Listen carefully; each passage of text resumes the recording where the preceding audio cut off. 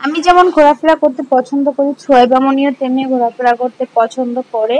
আমি আমার মায়ের পাশে আর আমার মেয়ে আমার কোলে বসে আছে।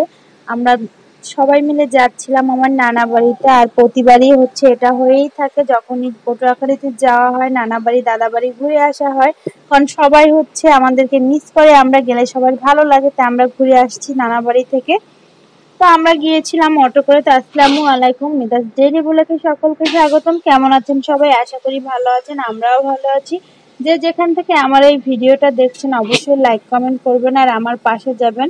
তো আমরা একবার অটো করে গিয়েছি, সামনে আমার দুই বাবাই বসেছিল, একটা পুস্কু বাবা একটা বড় বাবা। তো আমার ছেলে আর আমার বাবা সামনে বসে যাচ্ছে অটোর, আর আমি আমার মা আর আমার মেয়ে পিছনে বসেছিলাম। আর আমরা গিয়েছিলাম পটুয়াখালী সরকারি কলেজের সামনে থেকে। আর এই রাস্তাটা আমি অনেকদিন পরে ঢুকেছি, কারণ এই রাস্তাটা ছিল আমার একসময় কলেজে আসা যাওয়ার রাস্তা, আর এখন তো সেই কলেজ লাইফ নেই।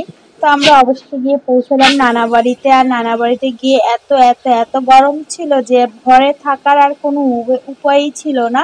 তো সবাই মিলে একেবারে চলে গিয়েছি পুকুর পাড়ে। আর গ্রামের বাড়ির পুকুর পাড়ের দৃশ্যগুলো আসলেই দেখতে ভালো লাগে, অসাধারণ লাগে।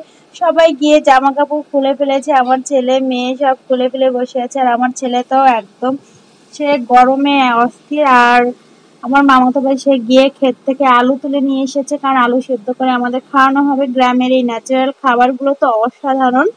তো আলু নিয়ে এসেছে, আর গিয়ে দেখি নারিকেল গাছে মেষ নারিকেল ধরে রয়েছে, প্রচুর পরিমাণের নারিকেল ধরেছে গাছটাতে। আর এরকম ছোট ছোট অনেকগুলো গাছে তাদের নারিকেল ধরেছে, চারা গাছে। তো আমার মনে হলো যে আমি একটা নারিকেল পেড়ে নিই, একটা কেন, আমি আসলে সবাই মিলে আমরা এখন নারিকেল খাবো। তো যেহেতু নারিকেল গ্রামের বাড়িতে গিয়েছি আর এমনিতেই ডাব খাওয়া হয়, আর যদি হাত দিয়ে পারা যায় তাহলে তো আর কোনো কথাই নেই। তো এরকম অসাধারণ ফিলগুলো আসলে গ্রামের বাড়িতে না গেলে পাওয়া যায় না। তো আমি হাত দিয়ে নারিকেলগুলো পেড়ে নিচ্ছি। আমি এবার দেখতেছিলাম যে এত ছোট গাছে নারিকেল তো পানি আছে কিনা। তো নারিকেল ঝুলালে যে আর পানি বোঝা যায় না সেটা তো সবাই জানে। তো আমি আসলে পারতেছিলাম, আর আমার বোন বলতেছিল আমিও পারবো, মানে এক এক করে সবাই পায়রা নিচ্ছে।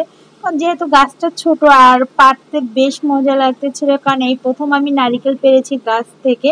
কারণ অত উঁচু গাছে উঠে তো আর আমাদের নারিকেল পাড়া হয় না। তো এই ছোট্ট গাছটা থেকে আমরা নারিকেল পেরে নিয়েছি।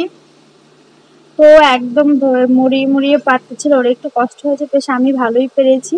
তো আমরা নারিকেল পেরে নারিকেল খেয়ে ফেলেছি, নারিকেল টারিকেল খেয়ে নিয়েছি। আর আসলে গ্রামের বাড়িতে যে টুকটাক এরকম মজায় থাকে আলাদা।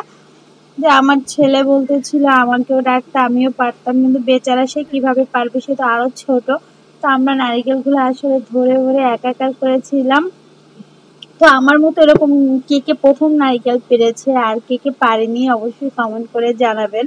আর অবশ্যই আমাকে জানাবেন আপনারা কোন জেলা থেকে কে আমার এই ভিডিওটা দেখছেন।